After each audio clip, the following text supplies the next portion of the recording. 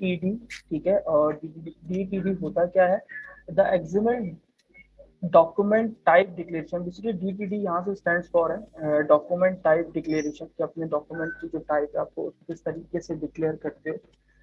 Commonly इसे कहा जाता है DTD इज अ वे, एक ऐसा तरीका है एक्सएमएल लैंग्वेज में जिसके इस्तेमाल करते हुए आप, जैसे अगर आप कोई आपके पास एलिमेंट, एलिमेंट मतलब क्या है, जैसे मैं यहाँ पर इसको ऑफ करता हूँ और यहाँ पर आने के बाद इस न्यू फोल्डर को VS कोड में ओपन कर लेते हैं, CMD कोड डॉट, और ये VS कोड में ओपन हो चुका है। और यहाँ पर मैं एक एग्जाम्पल के लिए एक XML की फाइल बना लेता हूँ, और XML की फाइल यहाँ पर क्रिएट हो चुकी है, ठीक है। और एलिमेंट किसको कहा जाता है, जैसे आपने देखा था कि मैंने एक यहाँ पर एक टैग बनाया था। बेसिकली XML एक ऐसी लैंग्वेज है जहाँ पर आपके पास प्री डिफाइंड कोई भी टैग नहीं होता, यहाँ पर आप जो टैग है वो खुद से क्रिएट करते हो, ठीक है।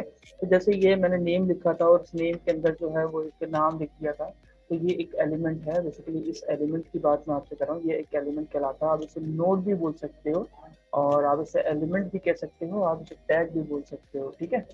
तो लेक्चर में इसका मतलब ये है कि यार आप जो DTD का इस्तेमाल करते ही इसीलिए कि जैसे आप जावा स्क्रिप्ट में इस्तेमाल करते थे, जावा स्क्रिप्ट में आप रेगुलर एक्सप्रेशन को यूज़ करते थे कि आपके पास एक टेक्स्ट बॉक्स होता था और आपके पास एक कॉन्टेक्ट उसका पेज है मान लो, ठीक है, और उसमें आप कुछ मल्टीपल वेरिएशन लगाते थे अपने टेक्स्ट बॉक्स के लिहाज से, कि जैसे मैं ये कहूँ कि यार इसके अंदर जो है, इस टेक्स्ट बॉक्स के अंदर जो है मैं एक नेम स्टोर करूँगा, ठीक है, यानी इस नेम लूंगा यूजर से। तो आपने रेगुलर एक्सप्रेशन में जब आप उसकी फिजिक्स बनाते थे या क्रिएट करते थे, तो आप वहाँ पर कुछ वेरिएशन लगाते थे क्या, कि इसमें जो है वो सिर्फ और सिर्फ इस टेक्स्ट बॉक्स में यूजर जो है वो नेम ही इंसर्ट कर सके, और नेम के अलावा अगर वो नंबर या स्पेशल करेक्टर टाइप करने की कोशिश करता है तो उसको आपको एक अलर्ट के थ्रू या किसी भी तरीके से आप उसको एक मैसेज दिखाते थे और रोकते थे इस तरीके का डेटा डालने के लिए, जो कि आप उसको अलाउड ही नहीं करते, ठीक है। तो यहाँ पर वैलिडेशन लगाई क्यों जाती है, इसलिए कि आपका जो डेटा, जो आप डेटा स्टोर करवाना चाहते हो वो आप उसको अपने फॉर्मेट में स्टोर करवाना चाहते हो।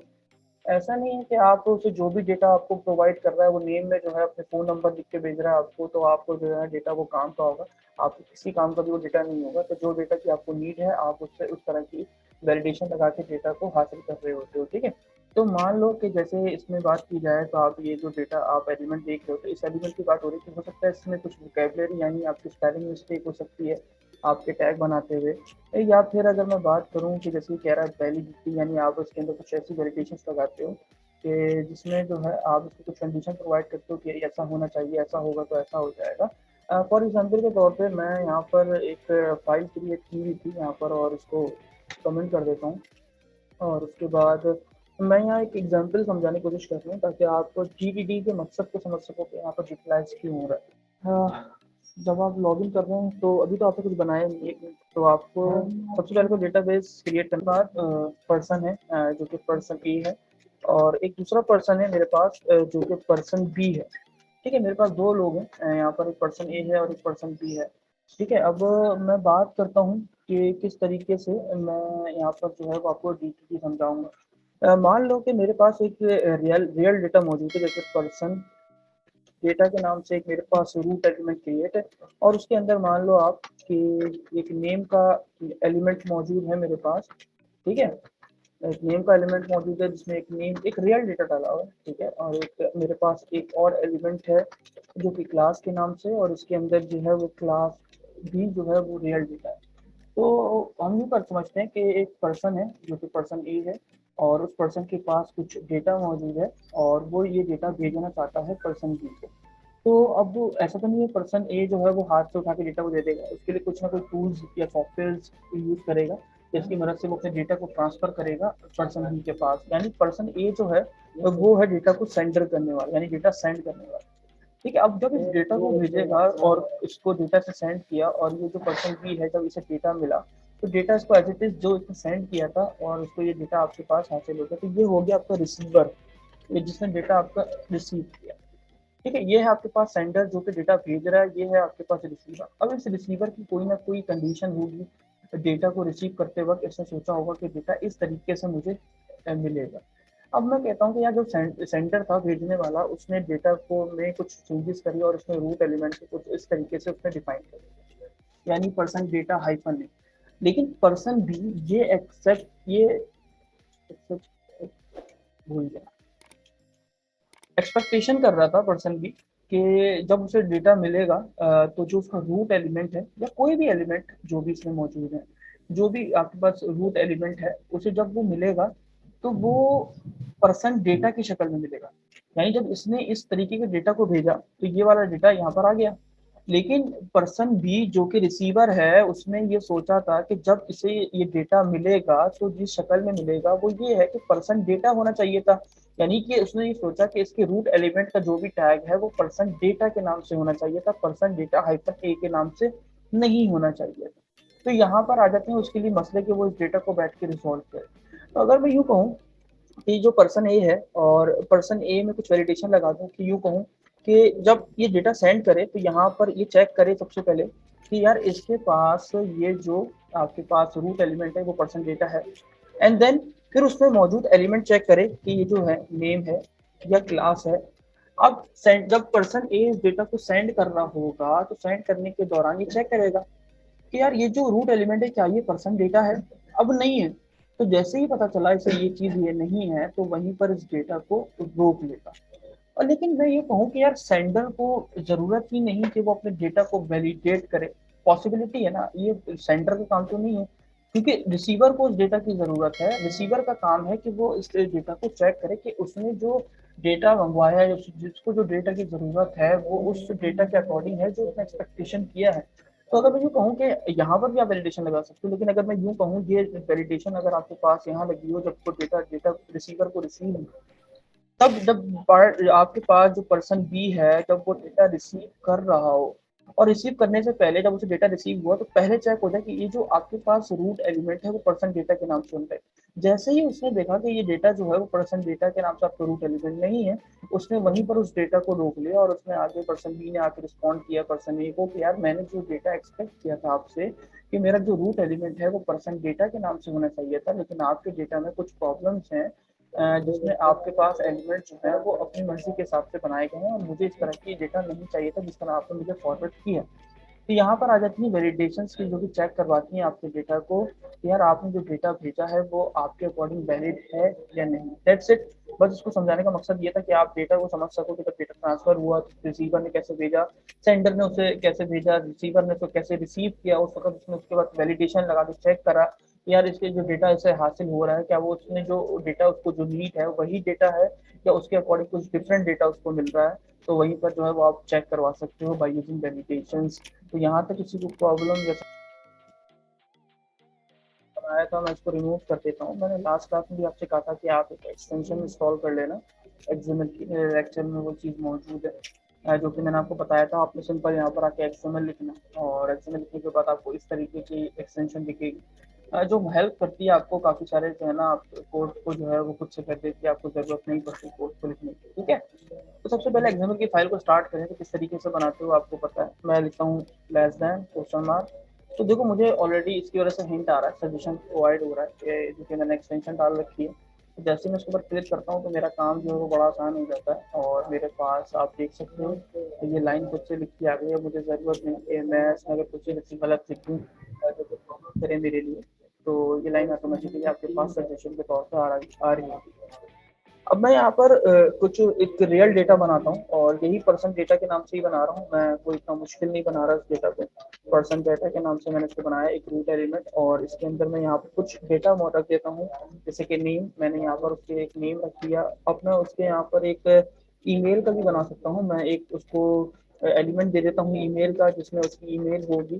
ठीक है, और यहाँ पर आने के बाद उसको एक पासवर्ड भी दे सकता हूँ, मतलब मैं उसको एक पासवर्ड टाइप डेटा भी जो है एलिमेंट प्रोवाइड कर रहा हूँ और इसके अंदर इसका पासवर्ड भी सेव है इस यूज़र का।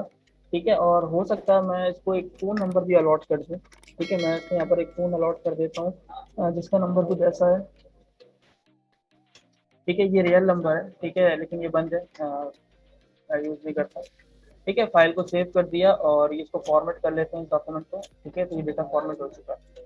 तो अब मैं इस फाइल को अगर रन करूँ, कॉपी पार करूँ, अपने ब्राउज़र पे आऊँ और ब्राउज़र पे आने के बाद इसको अगर मैं यहाँ पर रन करूँ, फाइल को सेव करूँ, तो मेरे पास बिल्कुल करेक्टली मेरा डेटा जो है वो दिखाई दे रहा है। अगर आप ये लाइन की वजह से प्रॉब्लम हो तो ये लाइन ऑलरेडी डिस्क्राइब कर चुका हूँ अगले 2 लेक्चर पिछले 2 लेक्चर्स में, कि वो आपसे ये कह रहा है कि आपकी फाइल में कोई साइज शीट नहीं, दैट्स वाई आपको डेटा इस तरीके से डिस्प्ले हो रहा है। जी हाँ, उसके लिए आपको एक्सेसिबिलिटी की ज़रूरत पड़ती है, जो कि लास्ट क्लास में बता चुका हूँ मैं, और उसके जरिए आप अपनी एक्सएमएल डेटा को एचटीएमएल टेबल्स वगैरह में जिसमें आप डिस्प्ले करवाना चाहते हो, टेबल के अंदर नहीं, जरूरी नहीं है टेबल के अंदर ही डिस्प्ले करवाओ, आप किसी भी चीज़ के अंदर को डिस्प्ले करवा सकते हो। और इस पूरे के पूरे ये जो आपको डेटा दिख रहा है ये कहलाता है आपको डॉक्यूमेंट ट्री। ठीक है, तो दैट्स इट। ये आपके पास रूट एलिमेंट है, ये आपके पास चाइल्ड एलिमेंट है, तो ये आपको मैंने समझा दिया किस तरीके से आपका डेटा जो है वो वर्क करता है।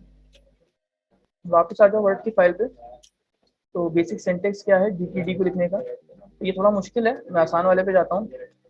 सबसे पहले आपने लिखना होता है, मैं यहीं पर क्रिएट करता हूँ, ठीक है, खुद से यहाँ पर आता हूँ, और यहाँ पर आने के बाद डीटीडी को बनाने के लिए तो बड़ा ही आसान तरीका, आपने यहाँ लिखना है ये, और लेस देन को लिखने के बाद आपने लिखना है एक्सक्लेमेशन मार्क, और यहाँ लिखना है डॉक टाइप। जैसे मैंने डॉक टाइप लिखा, डॉक DO ही लिखा, तो इसने मुझे सबसेट का एक सजेशन प्रोवाइड करा।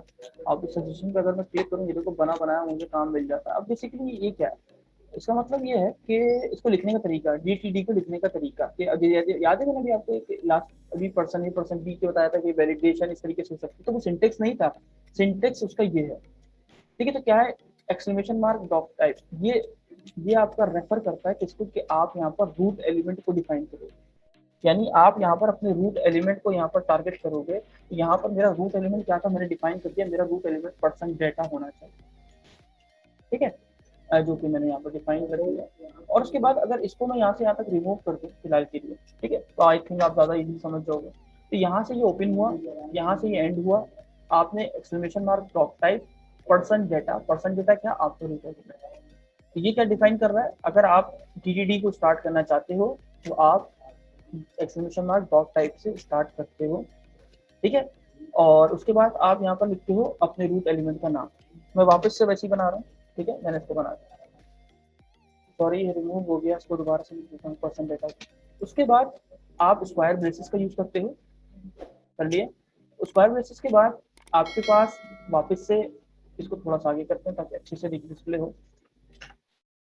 आपने बनाया लेस देन का साइन, एक्सक्लेमेशन मार्क। अच्छा, अब आपके पास जितने भी एलिमेंट्स हैं ये सारे, अच्छा person data is also element, ये भी एक एलिमेंट है, ये भी एक एलिमेंट है, ये सारे के सारे एक एलिमेंट है। तो आपने एलिमेंट को डिफाइन करने के लिए आप लिखते हो एक्सक्लेमेशन मार्क एलिमेंट। अब चूंकि सबसे पहले बात की जाएगी आपके रूट एलिमेंट की, तो मैं कहता हूँ पर्सन डेटा। अब ये क्या चीज़ है इसको हटा दो, इसको छोड़ दो। उसके बाद आप यूज करोगे राउंड ब्रेसेस का।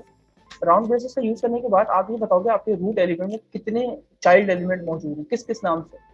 मैं कहूँगा ये कंट्रोल सी किया, यहाँ पर प्रेस करूँगा नेम, कॉमा, ईमेल, जो जो हमें पास है मैं सबके नाम डाल दूंगा, ईमेल, कॉमा, फिर पासवर्ड, कॉमा, फिर आखिरी मेरे पास फोन नंबर। तो मैंने इस डेटा को यहाँ पर पास कर, ठीक है। अब ये नहीं कि यहाँ पर आके रुक गए आप, आपने एंटर किया। अब आपने हर एलिमेंट को, जो इसके एलिमेंट है रूट के एलिमेंट, अब रूट के अंदर जितने भी सब चाइल्ड एलिमेंट, ये चाइल्ड एलिमेंट है, अब आपने इनको अलग अलग डिफाइन कर, ठीक है। कैसे, यहाँ पर आता हूँ और यहाँ पर लिखता हूँ एक्सक्लेमेशन मार्क एलिमेंट, तो मुझे कुछ इस तरह का हिंट दिख रहा है, मैं एंटर करूंगा तो मेरे पास आ जाएगा, खुद ही बना बनाया। अब ये कह रहा है यहाँ पर एलिमेंट का नाम डालो। अब पहला एलिमेंट क्या था, नेम, मैंने कंट्रोल सी किया, मैंने यहाँ पर पेस्ट कर दिया, वही अब हो जाएगा।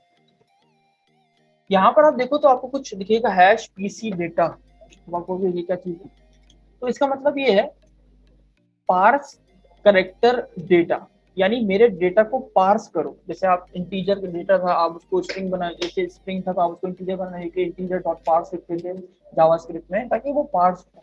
तो यहाँ पर इस पार्स करेक्टर का मतलब क्या है, कि पार्स करेक्टर का मतलब ये है कि ये जो एलिमेंट्स आपके पास है, जब ये एलिमेंट इसमें पास होगा तो ये एक एलिमेंट है, यानी एक टैग है। जब ये पास होगा तो एज इट इज ये पार्स करेक्टर डेटा की मदद से ये जो टैग है ये टैग ही रहेगा, ये चेंज नहीं होगा। मतलब अगर आप ये समझ रहे हो कि पार्स होके किसी और चीज में चेंज होगा, तो ऐसा नहीं। जब ये पार्स होगा तो ये डेटा जो आपके पास जो टैग जिस कंडीशन में मौजूद है ये बिल्कुल एज इट इज ऐसे पास हो जाएगा। फिर उसके बाद इस एलिमेंट में मौजूद जितना भी कंटेंट है, ये जो आपके पास टेक्स्ट लिखा हुआ है, ये टेक्स्ट देखेगा, जब भी चेक करेगा इसको तो ये इसे एज अ टेक्स्ट ही पास कर देगा। तो ये है पार्स करेक्टर डेटा। ठीक है, उसके बाद जितने ऐप के एलिमेंट्स हैं इतनी दफा मैं इसको पेस्ट कर लेता हूँ और बस सिर्फ चेंज करने हैं इनके एलिमेंट के नेम। यहाँ पर control C control V control C sorry control C control V, file को कर दिया सेव। आई थिंक यहाँ तक आपका कोई भी क्वेश्चन नहीं होगा। और ये है डीटीडी को डिफाइन करने का तरीका, और ये मैंने बना दिया। बस इतना करना होता है डीटीडी को बनाने के लिए। किसी का कोई क्वेश्चन तो बताओ।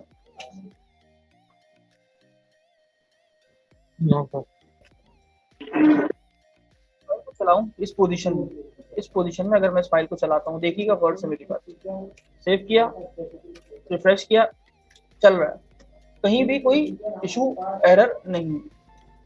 अच्छा, मैंने आपको बताया था, मैंने आपको बताया था कि अगर ये चेक करेगा क्या आपका डेटा इसके अकॉर्डिंग है या नहीं है, इस डीटीडी के अकॉर्डिंग है या नहीं। ठीक है, मतलब ये आया, इसने लाइन पढ़ी, इसने कहा आपका रूट एलिमेंट पर्सन डेटा के नाम से होना चाहिए, चेक करेगा पर्सन डेटा है या नहीं है। अब मैं इसको कर देता हूँ चेंज, डेटा की जगह डेटा कर दो, फाइल को कर देते सेव कर दिया मैंने। मैं रिफ्रेश कर रहा हूँ, यहाँ पे कोई एरर ही नहीं आया, आपकी फाइल तो परफेक्टली वर्क कर रही है। जी हाँ, आपकी फाइल बिल्कुल परफेक्ट ही वर्क करेगी, क्योंकि उसे यहाँ पर ओपन टैग भी मिल रहा है, उसे यहाँ पर क्लोज टैग भी मिल रहा है। आपकी डीटीडी वर्क ही नहीं कर रही है अभी। अगर आप डीटीडी यानी अगर आप वैलिडेशन का काम करना चाहते हो तो उसके लिए आपको जरूरत पड़ती है एक सर्वर साइड प्रोग्रामिंग लैंग्वेज की। मैं फिर रिपीट कर देता हूँ, अगर आप इसको डेटा को वैलिडेट करना चाहते हो तो आपको जरूरत पड़ती है एक सर्वर साइड प्रोग्रामिंग लैंग्वेज की। सर्वर साइड प्रोग्रामिंग लैंग्वेज कौन सी होती है? .NET, PHP और लारावेल, ये सारी आपके पास सर्वर साइड लैंग्वेजेस हैं। तो अभी जो हम यूज करेंगे वो है PHP। मैं मुश्किल नहीं बनाऊंगा ना, मैं PHP पढ़ा रहा हूँ आपको, क्योंकि जितनी पढ़ाऊंगा वो समझाऊंगा।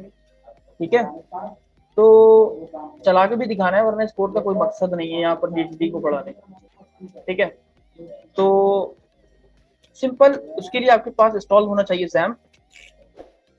इसमें कोई मुश्किल वाला सवाल नहीं है, आपके पास XAMPP इंस्टॉल होना चाहिए, क्योंकि आपको अगर सर्वर साइड लैंग्वेज चलानी तो उसके लिए आपको जरूरत पड़ती है किसी सर्वर की। अब अपाचे एक सर्वर है कि जिसके ऊपर आप PHP की फाइल्स को लोड कर सकते हो। माइक्रोसॉफ्ट के लिए IIIS एक्सप्रेस नाम की एक सर्वर होता है। जब आपको .NET पढ़ोगे सेकंड सेमेस्टर में तो आपको आइडिया हो जाएगा कि आपको जरूरत पड़ती है एक सर्वर साइड प्रोग्रामिंग लैंग्वेज की। तो अगर मैं जब सर्वर साइड प्रोग्रामिंग लैंग्वेज की जरूरत पड़ती है तो यानी वो सर्वर पे ही रन होती होगी। अब वो सर्वर पे रन होती है तो मेरे सिस्टम में तो कोई सर्वर मौजूद ही नहीं, यानी मुझे एक लोकल सर्वर को इंस्टॉल करना पड़ेगा। तो उसके लिए XAMPP आपको सॉफ्टवेयर है, आप गूगल पे जाके यूटिलाइज कर सकते हो, आपको इजीली मिल जाएगा और फ्री ऑफ कॉस्ट है। ऐसा नहीं है कि आपको उसे ढूंढना पड़ेगा, आप इसको इंस्टॉल कर सकते हो। इंस्टॉल करने के बाद इसकी कुछ सर्विसेज है, अपाचे ऑन कर लो, ये स्टार्ट होता है इस तरीके से, बटन क्लिक करोगे तो स्टार्ट हो जाएगा और यहाँ पर आपको उसकी पोर्ट दिखते हैं। अच्छा, जब ये इंस्टॉल होता है, तब इंस्टॉल होने के बाद सॉरी ये सब में यहाँ पर इस तरीके से इंस्टॉल है ये कि इसका पाथ मैं ढूंढ नहीं सकता, तो मैं यहीं से कुछ कोशिश करता हूँ। यहाँ पर राइट क्लिक करता हूँ और ओपन फाइल लोकेशन करता हूँ, तो ये देखो मुझे मिल गया इसका पाथ। बहुत अंदर जाके इन्होंने रखा हुआ है फोल्डर को। ठीक है, तो जब भी ये इंस्टॉल होगा तो इंस्टॉल होने के बाद एक XAMPP के नाम का फोल्डर होगा। जब ये इंस्टॉल हो जाए तो XAMPP के ऊपर अगर आप क्लिक करोगे तो उसके अंदर आपको एक htdocs का नाम का फोल्डर मिलेगा। htdocs, आप उसके अंदर जाओगे और ये मैं समझो उसके htdocs के अंदर आके देखो लिख भी रहा है, मैं htdocs के अंदर आ चुका हूँ। अब यहाँ मैं अपने प्रोजेक्ट को रख सकता हूँ। तो पहले तो मुझे इस फाइल को क्लोज करना पड़ेगा, वरना मैं इसको कॉपी नहीं कर सकता एक जगह से दूसरी जगह पे। ठीक है, मैं आपको दिखा देता हूँ। तो ये मेरा फोल्डर था जिसमें मैंने अभी डेटा बनाया है। यहाँ पर मैं चाहता हूँ इसको उस मतलब htdocs फोल्डर में रखूँ, तो मैंने यहाँ से कर दिया Ctrl+C। मैं यहाँ पर भी रखना चाह रहा हूँ और इसको मैं कॉपी कर लेता हूँ। कॉपी करने के बाद मैं ले जाता हूँ इसको वापस, और यहाँ पर आने के बाद इस फोल्डर को मैं करता हूँ न्यू फोल्डर के नाम से। ठीक है, अब मुझे इस फाइल को इस फोल्डर से VS कोड में खोलना है। अगर मैं यहाँ से खोल दूंगा तो फायदा नहीं, वो सर्वर पे नहीं होगी। तो मुझे इस फाइल से खोलना है, तो मैं आता हूँ वापस htdocs में और यहाँ पर मैं लिखता हूँ CMD और लिखता हूँ कोड डॉट। तो अब वो पूरा फोल्डर htdoc से उठाएगा। यहाँ पर मेरी XML फाइल आपको पता है यहाँ पर डिस्प्ले हो रही थी। अब इसको चलाते कैसे हैं, फिलहाल इसको पर्सन डेटा ही कर देते हैं, ठीक है। चलाते कैसे हैं तो अच्छा सवाल है। यहाँ पर क्योंकि एक लोकल सर्वर है, आप अपने सिस्टम पे इंस्टॉल कर रहे हो, ऐसा नहीं कंपनी ने आपको दिया और आपके पास कोई सर्वर है, ऐसा नहीं। आपने एक लोकल अपनी मशीन या आपकी मशीन है और आपने इस मशीन पे एक सॉफ्टवेयर के जरिए आपने इसको एज अ लोकल सर्वर बना दिया और इस लोकल सर्वर के इस्तेमाल से अब आप अपने जो है वो अपना काम एक्सेस कर सकते हो। तो इसको क्योंकि एक लोकल सर्वर है तो इसलिए आपको यहाँ पर लिखना पड़ेगा लोकल होस्ट। लोकल होस्ट को लिखने के बाद आप लगाओगे कॉलन, और कॉलन को लिखने के बाद आपके पास जब जैम्प चल रहा होगा तो यहाँ पर आपको कुछ पोर्ट दिखाई दे रही है। एक पोर्ट है 82, एक पोर्ट है 443, एक ही बात है, आप दोनों पे किसी भी चला सकते हो। तो ये जो पोर्ट है 82, मैं यहाँ लिखूंगा कॉलन के बाद 82 स्लैश, स्लैश के बाद आपने अपने प्रोजेक्ट के नाम को डिफाइन करना है। ये जो फोल्डर का नाम है ना, ये फोल्डर का नाम, ये तो सही कर लेते हैं, रीनेम कर देते हैं और इसका नाम रख देते हैं टेस्टिंग, ताकि नहीं टेस्टिंग करेंगे तो अब तो फोल्डर में ओपन हो चुका है, टेस्टिंग नहीं हो सकता। जब आपको फोल्डर ओपन है तो आप उसको कुछ भी चेंजेस नहीं कर सकते। खैर मैं इसको यहाँ से रीनेम नहीं करता, रीनेम करके कंट्रोल से इसको कॉपी कर लेता हूँ फोल्डर के नाम को और यहाँ पर आके इसके आगे पेस्ट कर देता हूँ, एंटर करता हूँ तो इस तरीके का आपको व्यू आ रहा होगा। ये पूछ रहा डायरेक्टली एक्सएमएल की फाइल को अगर रन करना चाहूँ तो, यानी अब मैं अपने सर्वर के ऊपर एक्सएमएल की फाइल को रन कर रहा हूँ। तो ऐसा नहीं है कि एक्सएमएल पर रन कर दी तो मतलब आपको जो कोड है वो वैलिडेट हो गया, ऐसा नहीं, आपको वैलिडेट करना पड़ेगा पीएचपी की फाइल से। तो ये आपने बना लिया एक्सएमएल। यहाँ पर मैं बना लेता हूँ पीएचपी की फाइल। उसको बनाने के लिए बड़ा ही सिंपल और आसान तरीका, आप लिखोगे कोई भी नाम और पीएचपी को फाइल को बनाने के लिए एक एक्सटेंशन है डॉट पीएचपी, दैट्स इट। ये हाथ तो आप इस पे एंटर करोगे तो ये पीएचपी की फाइल यहाँ पर क्रिएट। अभी तक बेटा समझ में आया ना, अगर किसी को प्रॉब्लम है फाइल क्रिएट करी, हाथी का सिंबल डिनोट करता है पीएचपी को, ठीक है। अब यहाँ पर पीएचपी की फाइल को बनाने के डॉट पीएचपी लिखना पड़ता है।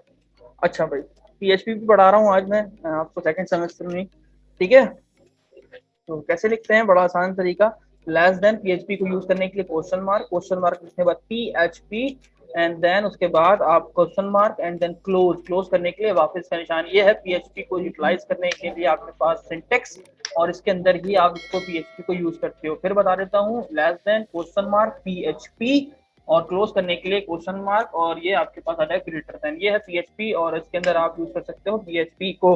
अच्छा, पीएचपी में वेरिएबल्स कैसे बनाए जाते हैं, जावास्क्रिप्ट में वेरिएबल बनाने के लिए आप var का कीवर्ड यूज करते हो। पीएचपी में वेरिएबल आप कैसे भी बना सकते हो, सिंपल आप एक डॉलर के साइन के साथ आप किसी वेरिएबल को क्रिएट करते हो और मैं यहाँ पर नाम रख देता हूँ एक्सएमएल, कुछ भी, एक वेरिएबल है, कुछ भी मतलब कुछ भी, हाँ कुछ भी।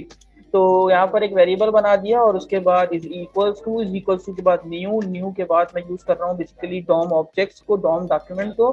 और डॉम डॉक्यूमेंट क्या है, बेसिकली एक क्लास है यहाँ पर, अभी फिलहाल जो है वो एक क्लास है जो कि क्या एक्सेस करती है। यहाँ पर ये देखो एक ऑब्जेक्ट बना हुआ है, बेसिकली इस ऑब्जेक्ट को मैंने इस वेरिएबल के अंदर स्टोर करवाया। और तो ये जो वेरिएबल है ना, ये देखो मैंने माउस रखा वेरिएबल है, तो ये जो वेरिएबल है ना, अब ये जो वेरिएबल है ये बन गया ऑब्जेक्ट वेरिएबल, क्योंकि इसके अंदर जो है वैल्यूज आ रही है वो ऑब्जेक्ट की आ रही है, यानी इस डॉम डॉक्यूमेंट की।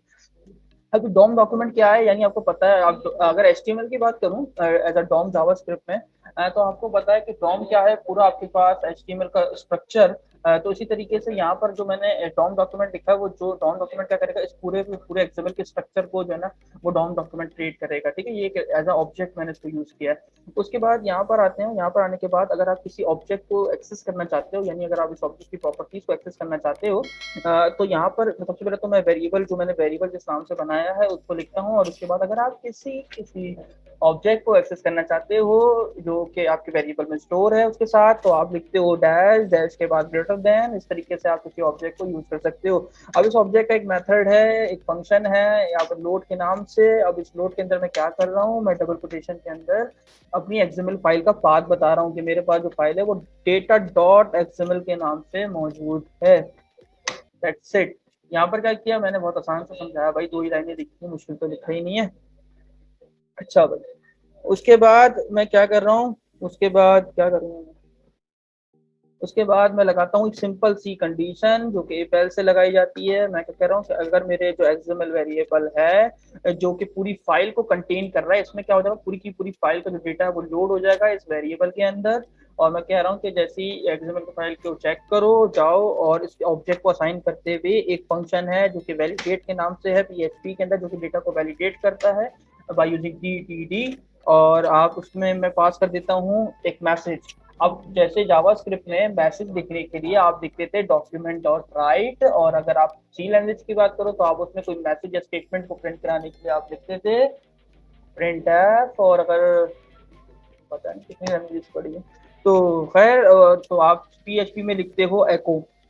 एको आपको क्या करता है, जो आप स्टेटमेंट देते हो उसको प्रिंट करता है। तो इसके अंदर मैं एक मैसेज लिख देता हूँ डेटा इज वैलिड